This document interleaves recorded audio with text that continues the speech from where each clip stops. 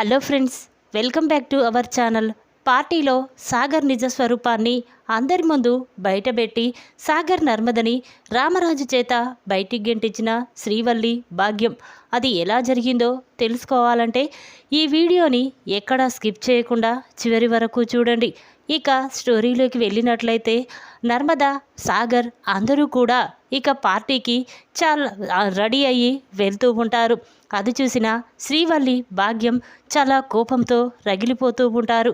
ఇక శ్రీవల్లి, నర్మదా, నన్ను ఒక ఆట ఆడుకున్నావు కదా, ఈ రోజుతో నువ్వు ఈ ఇంట్లో నుండి శాశ్వతంగా దూరమైపోతున్నావు. ఇక ఈ ఇంటికి నువ్వు తిరిగి రావు. సాగర్ నిజ స్వరూపాన్ని పార్టీలో అందరి ముందు బయట పెడతాను. మామయ్య చేత నిన్ను మెడ పట్టుకొని బయటికి గెంటేలా చేస్తాను అని చెప్పి అనుకుంటూ ఉంటుంది. ఇక సాగర్, నర్మద, వేదవతి అందరూ కూడా పార్టీకి వెళ్ళిపోతారు. ఇక భాగ్యం వెంటనే తన ఫోన్ తీసి ఆ జాబ్ ఇచ్చిన అతనికి ఫోన్ చేస్తుంది.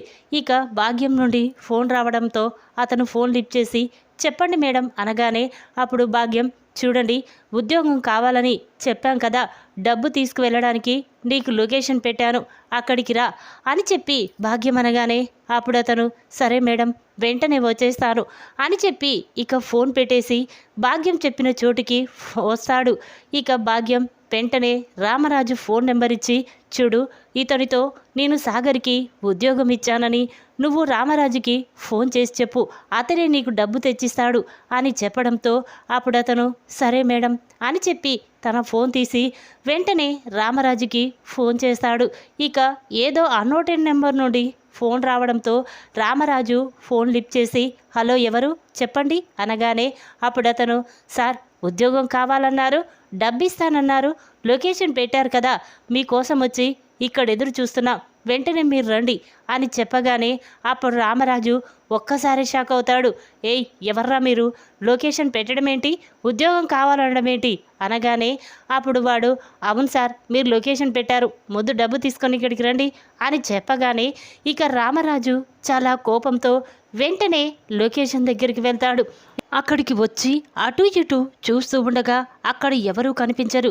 ఇక వెంటనే రామరాజు చాలా కోపంతో అక్కడి నుంచి వెళ్తూ ఉంటే ఇక ఉద్యోగం ఇచ్చినతను వెంటనే రామరాజు దగ్గరికి వచ్చి, సార్, నేనే నాకే డబ్బు ఇవ్వండి అని అంటూ ఉంటాడు. అప్పుడు రామరాజు, ఏయ్, ఎవర్రా నువ్వు, నీకు డబ్బు ఎందుకు ఇవ్వాలి, అసలు నన్ను ఇక్కడికి ఎందుకు రమ్మన్నావు అనగానే అప్పుడు అతను, అదే సార్, ఉద్యోగం కావాలన్నారు, అదిగో ఆ పార్టీ చేసుకున్న అతనికి కూడా నేనే ఉద్యోగం ఇచ్చాను, ఆ అబ్బాయి కూడా నాకు 25 లక్షల రూపాయలు కట్టాడు అని చెప్పడంతో రామరాజు ఒక్కసారి షాక్ అవుతాడు. ఏయ్, ఏం మాట్లాడుతున్నావురా, వాడికి నువ్వు ఉద్యోగం ఇవ్వడమేంటి, వాడు ఎగ్జామ్ రాసి పాస్ అయ్యి ఉద్యోగం సంపాదించాడు, ఏం మాట్లాడుతున్నావు అనగానే అప్పుడు అతను, ఏంటి సార్, ఆ అబ్బాయి ఏదో మీ సొంత కొడుకైనట్టు చెప్తున్నారు, చూడండి, అతనికి ఏ జాబ్ రాలేదు, నేనే డబ్బిచ్చి లంచం తీసుకొని అతనికి ఉద్యోగం ఇచ్చాను అని అతను చెప్పగానే ఇక రామరాజు షాక్ అవుతాడు. వెంటనే అతన్ని కాలర్ పట్టుకొని సాగర్ ముందు నిలబెడతాడు. అది చూసిన సాగర్, నర్మద ఒక్కసారి షాక్ అయిపోతారు. ఇక వెంటనే రామరాజు సాగర్ దగ్గరికి వెళ్ళి సాగర్ కాలర్ పట్టుకొని చెంప పలగొడతాడు.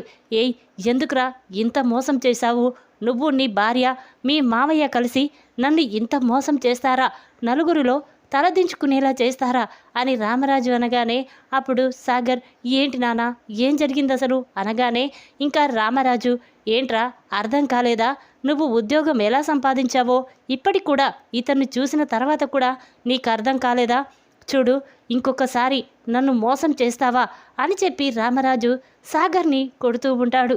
ఇక అది చూసిన నర్మద చాలా బాధపడుతూ ఉంటుంది.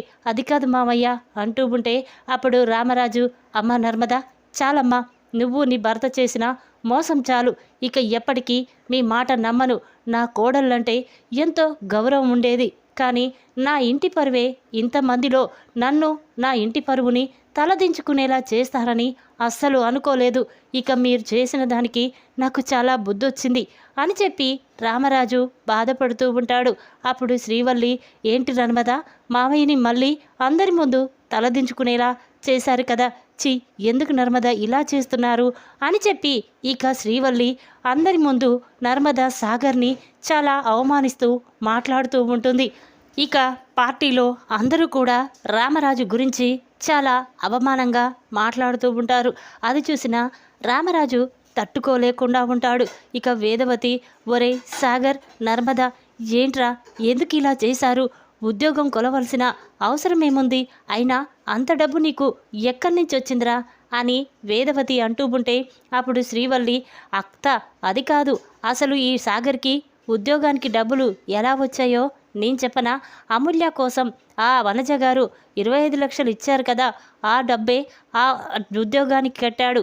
ఆ డబ్బు కోసం మళ్ళీ నర్మద నగలు తాకట్టు పెట్టి డబ్బు తెచ్చి ఇతనికి ఇచ్చారు అని చెప్పి శ్రీవల్లి అంటుంది. ఆ మాటలు విన్న వేదవతి ఒక్కసారి షాక్ అవుతుంది. ఏంటి నర్మద, నిన్ను కోడలిగా కాకుండా కన్న కూతురులా చూసుకున్నాను, అలాంటిది నువ్వు నన్ను మోసం చేశావా? మా ముందు ఇంత నమ్మక ద్రోహం చేస్తారా అని చెప్పి ఇక వేదవతి చాలా బాధపడుతూ ఉంటే అప్పుడు నర్మద, లేదత్తా, నేను ఏ ద్రోహం చెయ్యలేదు, ఇదంతా చేసిందే సాగర్.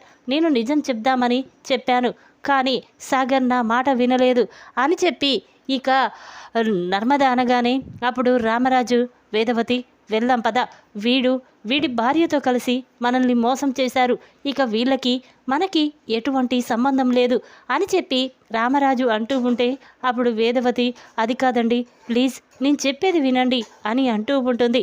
ఇక రామరాజు, లేదు, ఇలాంటి వాని వల్ల నేను తలదించుకోవాల్సిన పరిస్థితి వచ్చింది, వీడిని క్షమించకూడదు అని చెప్పి రామరాజు వెంటనే తన ఫోన్ తీసి పోలీసులకి ఫోన్ చేస్తాడు. ఇక రామరాజు నుండి ఫోన్ రావడంతో పోలీసులు ఫోన్ లిఫ్ట్ చేసి చెప్పండి సార్ అనగానే అప్పుడు రామరాజు, చూడండి అని చెప్పి సాగర్ విషయంలో, ఉద్యోగం విషయంలో ఇక జరిగిందంతా పోలీసులకు చెప్తాడు. దాంతో సాగర్, ధీరజ్ ఒక్కసారే షాక్ అయిపోతారు. ఇక ధీరజ్, నానా నేను చెప్పేది వినండి, సాగర్ ఉద్యోగం కోసమే అలా చేశాడు, కానీ మిమ్మల్ని మోసం చెయ్యాలని కాదు, ప్లీజ్ నానా అన్నయ్యని క్షమించు, ఇదొక్కసారి క్షమించు నానా అని బ్రతిమిలాడుతూ ఉన్నా ఇక రామరాజు వినకుండా సాగర్ని అరెస్ట్ చేయిస్తాడు. అది చూసిన నర్మద, ప్రేమ చాలా బాధపడుతూ కన్నీళ్లు పెట్టుకుంటూ ఉంటారు. ఇక రామరాజు, వేదవతి అక్కడి నుంచి వెళ్ళిపోతారు. ఇక నర్మద మాత్రం ఈ పార్టీ అయిపోయిన తర్వాత చాలా బాధపడుతూ రామరాజు ఇంటికి వెళ్తుంది. ఇక అది చూసిన రామరాజు, ఆగు, అక్కడే ఆగు, నువ్వు ఇంట్లోకి వచ్చే అర్హత కోల్పోయావు, నా ఇంట్లో నీకు స్థానం లేదు, నువ్వు ఇంట్లోకి రావద్దు అని చెప్పి రామరాజు అనగానే అప్పుడు నర్మద, మావయ్య నేను చెప్పేది వినండి మావయ్య, ప్లీజ్, నేను ఏ మోసం చెయ్యలేదు, ఇదంతా చేసిందే సాగర్, అయినా ఈ విషయం మీతో ఎవరు చెప్పారు మావయ్య అనగానే అప్పుడు రామరాజు, ఇంకా ఎవరు, నా పెద్ద కోడలే, ఈ ఇంటికి ఆయన ఏ అబద్ధము చెప్పదు, ఏదైనా నాతో చెప్తుంది, శ్రీవల్లే చెప్పింది అని చెప్పగానే ఇక నర్మద షాక్ అయిపోయి చూస్తూ ఉంటుంది. ఇక శ్రీవల్లి మాత్రం, ఇదేంటి మావయ్య నా పేరు చెప్పాడేంటి, ఇప్పుడు అమూల్యాన్ని తీసుకొచ్చి నా నిజస్వరూపం మావయ్య ముందు బయట పెడితే నా పరిస్థితి ఏంటి అని శ్రీవల్లి కంగారు పడుతూ ఉంటుంది. ఇక నర్మద శ్రీవల్లి వైపు చూస్తూ ఉంటుంది. అప్పుడు శ్రీవల్లి, అంటే ఇక నా పని అయిపోయినట్టే అని అనుకుంటూ ఉండగా ఇక నర్మద వెంటనే తన ఫోన్ తీసి అమూల్యకి ఫోన్ చేస్తుంది. నర్మద నుండి ఫోన్ రావడంతో అమూల్య ఫోన్ లిఫ్ట్ చేసి, చెప్పొదినా అనగానే అప్పుడు నర్మద, అమూల్య నువ్వు నిజాన్ని బయట పెట్టే రోజు తొందరలోనే వచ్చేసింది, ఒక్కసారి నువ్వు బయటికి రా, అసలు నువ్వు విశ్వగాడితో వెళ్ళిపోవడానికి ఎవరి కారణం, మీ ఇద్దరి మధ్య ప్రేమ రాయబారం ఎవడు నడిపించారు, అదంతా ఇప్పుడు మావయ్యకి తెలియాలి, లేకపోతే మావయ్య నన్ను అపార్థం చేసుకుంటున్నాడు, అమూల్య ఒక్కసారి బయటికి రా అని చెప్పగానే ఇక చాలా కంగారు పడుతూ అమూల్య వెంటనే బయటికి వచ్చేస్తుంది. ఇక అక్కడ రామరాజు, వేదవతి, నర్మదను చూసి అమూల్య కంగారు పడుతూ ఉంటుంది. ఇదేంటి, ఏం జరిగింది, నాన్న ఇంత కోపంగా ఉన్నాడేంటి అనుకుంటూ, ఏంటొదినా ఏం జరిగింది అనగానే అప్పుడు నర్మద, చూడు అమూల్య, అసలు నువ్వు విశ్వాతో ఎలా వెళ్ళిపోయావు, నిన్ను ఎవరు పంపించారో నిజం కావాలి, అందుకే అందరం ఇక్కడున్నాం అని నర్మద అంటుంది. అప్పుడు రామరాజు, చూడమ్మా, ఇప్పుడు అవన్నీ ఎందుకు, తను మమ్మల్ని మోసం చేసి వెళ్ళిపోయింది, ఇక మేము తన గురించి పట్టించుకోము అని రామరాజు అనగానే అప్పుడు అమూల్య, లేదు లేదు నాన్న, నేను నిజం చెప్తాను, సాగర్ అన్నయ్య నర్మదొదినే తప్పు చేశారా, ఎవరూ చేయలేదా? నువ్వు ఎంతగానో నమ్ముతున్నా, నీ ప్రాణం కంటే ఎక్కువగా నమ్మినా నీ పెద్ద కోడలే తప్పు చేసింది. అసలు నేను విశ్వాతో వెళ్ళిపోవడానికి కారణం నీ పెద్ద కోడలే. అంతేకాదు మా ఇద్దరి మధ్య ప్రేమ రాయబారం నడిపించింది కూడా తనే. అసలు మా ఇద్దరిని ఆ రోజు నన్ను బలవంతంగా విశ్వాతో పంపించింది కూడా ఆ శ్రీవల్లే అని చెప్పగానే రామరాజు షాక్ అయిపోయి చూస్తూ ఉంటాడు. అప్పుడు రామరాజు శ్రీవల్లి దగ్గరికి వెళ్ళి, ఏంటి శ్రీవల్లి, అమూల్య చెప్పింది నిజమేనా? నువ్వు నా శత్రువుల అబ్బాయితో చేతులు కలిపి నా కూతురు జీవితాన్ని నాశనం చేశావా అని రామరాజు నిలదీయడంతో అప్పుడు శ్రీవల్లి సైలెంట్గా ఉంటుంది. ఇక వెంటనే ఆ శ్రీవల్లి కంగారు పడుతూ, మావయ్య అది కాదు అంటూ ఉంటే ఇక ఇంతలోనే అమూల్య, అవును నాన్న, వదిన చెప్పిందంతా నిజమే. అసలు నన్ను పంపించిందే ఈ శ్రీవల్లి వదిన అని చెప్పడంతో రామరాజు చాలా కోపంగా శ్రీవల్లి చెంప పగలగొడతారు. ఛీ, నిన్ను ఎంతగానో నమ్మాను కదా, నువ్వు కూడా మోసం చేసి వాళ్ళతో చేతులు కలిపి నా కూతురు జీవితాన్ని నాశనం చేస్తావా అని రామరాజు శ్రీవల్లి చెంప పగలగొడతాడు. ఒరే చందు, ఇలా మోసం చేసేవాళ్ళు ఇంట్లో ఉండకూడదు, బయటికి గెంటై అనగానే అప్పుడు శ్రీవల్లి, అది కాదు మావయ్య అంటూ ఉంటుంది. అప్పుడు నర్మద, ఏంటి నేను సాగర్ చేసినది తప్పు కదా, మరి నువ్వు చేసిందేంటి? నువ్వు చేసింది కూడా తప్పే కదా అని చెప్పి ఇక నర్మద అనగానే అప్పుడు రామరాజు, ఏంటి నా కోడళ్ళంటే ఈ ఇంటికి నాకు పేరు తెచ్చేవాళ్ళనుకున్నాను, నా తల ఎత్తుకునేలా చేస్తారనుకున్నాను, కానీ మీరందరూ కలిసి మమ్మల్ని మోసం చేసి నా కుటుంబాన్ని ఇంత కిందికి దిగజారుస్తారనుకోలేదు. చి, మీ మొహం చూడాలంటేనే నాకు అసహ్యంగా ఉంది అని చెప్పి రామరాజు చాలా బాధపడుతూ ఇంట్లోకి వెళ్ళిపోతాడు. ఇక అది చూసిన శ్రీవల్లి, ఏయ్ నర్మద, ఏంటే నువ్వు నా గురించి బయట పెడతావా అనగానే అప్పుడు నర్మద, మరి లేకపోతే సాగర్ విషయంలో నువ్వెందుకు బయట పెట్టావు? చూడు, ఈ ఇంటిని, ఇంట్లో వాళ్ళని శాశ్వతంగా విడదయ్యాలని చూసింది నువ్వు ఈ నిజాన్ని బయట పెట్టకుండా ఉంటే ఈ ఇంట్లో వాళ్ళు చాలా సంతోషంగా ఉండేవాళ్ళు కదా, ఇదంతా నీ వల్లే అని చెప్పి నర్మద శ్రీవల్లి చెంప పగలగొడుతుంది. అది చూసిన భాగ్యం, ఏయ్ నా కూతుర్నే కొడతావా అంటూ ఉంటే అప్పుడు నర్మద, చూడు, దీనికంతటి కారణం ఈ శ్రీవల్లి ఇలా మారిపోవడానికి కారణం నువ్వే అని చెప్పి నర్మద భాగ్యంని కూడా కొడుతుంది. ఇక అది చూసిన చందు ఇక శ్రీవల్లి మెడ పట్టుకొని బయటికి గెంటేస్తాడు. ఇక శ్రీవల్లి చాలా బాధపడుతూ, బావా నన్ను క్షమించు బావా, నేను ఏ తప్పు చేయలేదు అంటూ ఉన్నా ఇక చందు, చూడు, మీరందరూ కలిసి మమ్మల్ని మోసం చేశారు, ఇక మా ఇంట్లో ఉండడానికి వీల్లేదు అని చెప్పి ఇక అందరినీ బయటికి గెంటేస్తాడు. ఇక నర్మద చాలా బాధపడుతూ కన్నీళ్లు పెట్టుకుంటూ ఇక పుట్టింటికి వస్తుంది. అక్కడ కూర్చొని బాధపడుతూ ఉంటే ఇక వాళ్ళ నాన్న, ఎందుకమ్మా బాధపడతావు, అల్లుడిని ఎలాగైనా నేను తీసుకొస్తాను కదా అంటూ ఉంటే అప్పుడు నర్మద, లేదు, నేను పెట్టుకున్న నమ్మకాన్ని నేను బొమ్ము చేసిందని నవ్వాను. మా మావయ్య నా మీద ఎంతో నమ్మకం పెట్టుకున్నాడు, కానీ వాళ్ళని నేను మోసం చేసిన దానిలా నిలబడిపోయాను అని చెప్పి ఇక నర్మద, దీనికంతటి కారణం నువ్వే, నీ వల్లే నా జీవితం నాశనం అయిపోయింది అని బాధపడుతూ ఉంటుంది. అప్పుడు అతను, లేదమ్మా, నీ జీవితాన్ని నేను నాశనం చేశానంటున్నావు కదా, నా చేతులతోనే నీ జీవితాన్ని నిలబెడతాను అని చెప్పి ఇక వెంటనే నర్మద వాళ్ళ నాన్న పోలీస్ స్టేషన్కి వెళ్ళి సాగర్ని విడిపించుకొని తీసుకువస్తాడు.